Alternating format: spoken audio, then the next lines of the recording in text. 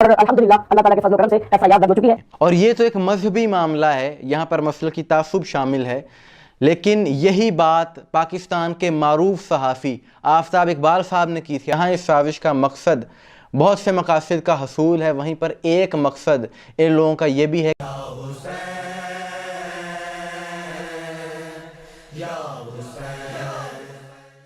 बिस्मिल्लाहिर्रहमानिर्रहीम, सलामुन अलैकुम मोमिन इकराम। उम्मीद है आप सब खैर आफियत से होंगे।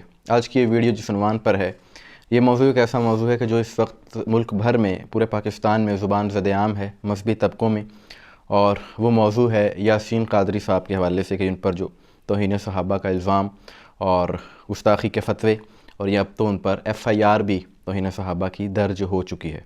इस पर हम बात करेंगे कि उन्होंने एक प्रोग्राम में, एक मुनाज़रे के दौरान ग़ज़वा उहद का ज़िक्र करते हुए ये बात की कि कुछ शख्सियात मैदान छोड़कर चली गई थी, तो इसके बाद ये सारा सिलसिला शुरू हुआ।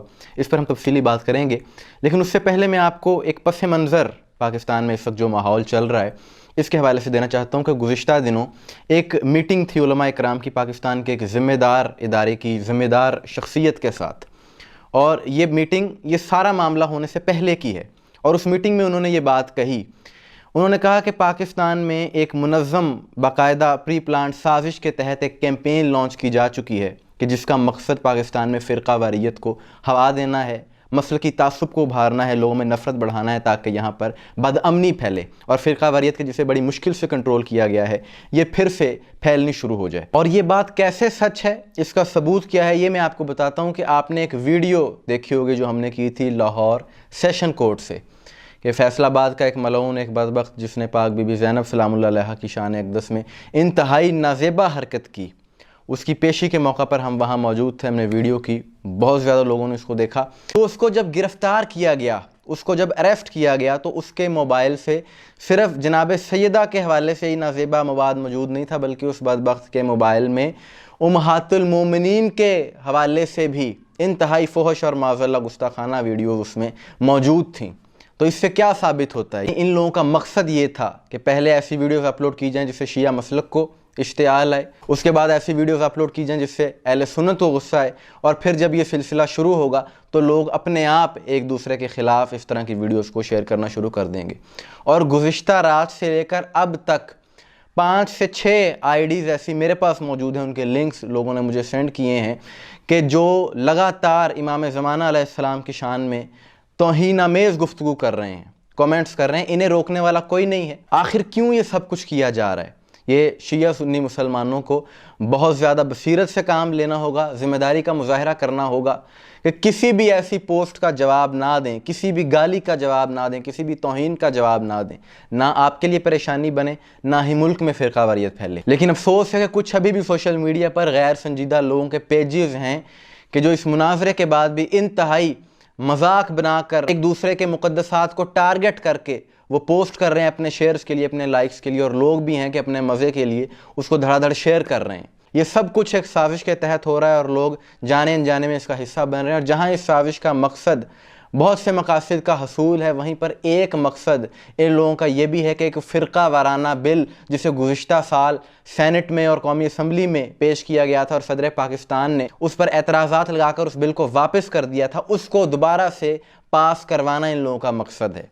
कि जितने भी वो तकफ़ीरी अनासिर थे जिन्होंने कौमी असम्बली में उस बिल को पेश किया था, इस इलेक्शन में वो बुरी तरह से हारे हैं, वो नाकाम हुए हैं, हर जगह से वो लोग रिजेक्ट हुए हैं। अब असम्बली तक तो उनकी बराह रास्त रसाई नहीं है, लेकिन अब वो इस तरह की हरकतें सोशल मीडिया पर कर रहे हैं, जानबूझकर हर चीज़ को तौहीन का रंग दे रहे हैं ताकि वो ये चीज़ साबित कर सकें जी बहुत तौहीन हो रही है, लिहाजा इस बिल को मंजूर किया जाए। और ये बात मैं अपनी तरफ से नहीं कर रहा, बल्कि यासीन कादरी साहब पर ये जो एफ़आईआर हुई है और एक तकफ़ीरी जमात के लोग वहाँ पर बैठे हैं, अभी मैं आपको वीडियो दिखाता हूँ कि एक तकफ़ीरी जमात के लोग वहाँ पर बैठे हैं, वो कह रहे हैं यासीन कादरी पर जो एफ़आईआर दर्ज हो गई है, 7 दिन का टाइम है, इसके ख़िलाफ़ कार्रवाई की जाए, इसे गिरफ़्तार किया जाए, वरना हम एहतजाज करेंगे। और उनका ये भी मुतालबा है, उसने कहा है कि इस बिल को भी मंजूर किया जाए। ये आप वीडियो देखें। हमने जो दरखास्त दायर की उस पर अल्हम्दुलिल्लाह अल्लाह ताला के फजल करम से एफआईआर दर्ज हो चुकी है और एफआईआर की कॉपी भी हमारे पास आ गई है। एफआईआर के कट जाने के बाद हमारा मुतालबा है कि लोगों को गिरफ्तार होना चाहिए और गिरफ्तार होने के बाद इन्हें सजा मिलनी चाहिए। सूरत देखकर अगर इस एफआईआर के कट जाने के बाद अगर ये नहीं होगी तो इस पर हम हक रखते हैं कि हमें एहतजाज करने के लिए उस्मान गनी रज़ी अल्लाह तआला के नाम से मार्च भी हो सकता है और धरना भी दिया जा सकता है और हड़ताल भी की जा सकती है। इस एफआईआर की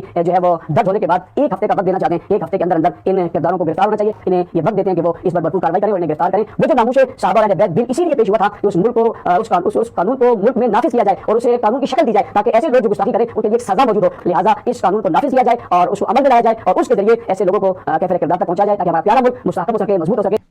जी, तो आपने इस मौलवी की बात सुनी कि इसने इस बात का इजहार खुद ही कर दिया जो ये चाहता था और ये दूसरों पर तौहीन के इल्ज़ाम लगा रहा है, बल्कि इसने तो खुद इस्लामाबाद इमाम ज़माना की शान में इंतहाई तौहीन आमेज़ गुफ्तगू की थी, लेकिन इस पर अभी तक एफआईआर दर्ज नहीं हुई। ये तो खुद फ़िरका वारियत को हवा देने वाले हैं और सहाबा की तौहीन के हम भी खिलाफ हैं, लेकिन अब तो खुलेआम यजीद की वकालत की जा रही है सहाबा का नाम लेकर। गुज़िश्ता रात एक मौलवी की वीडियो अपलोड हुई, उसने यजीद का खुलकर दिफा किया।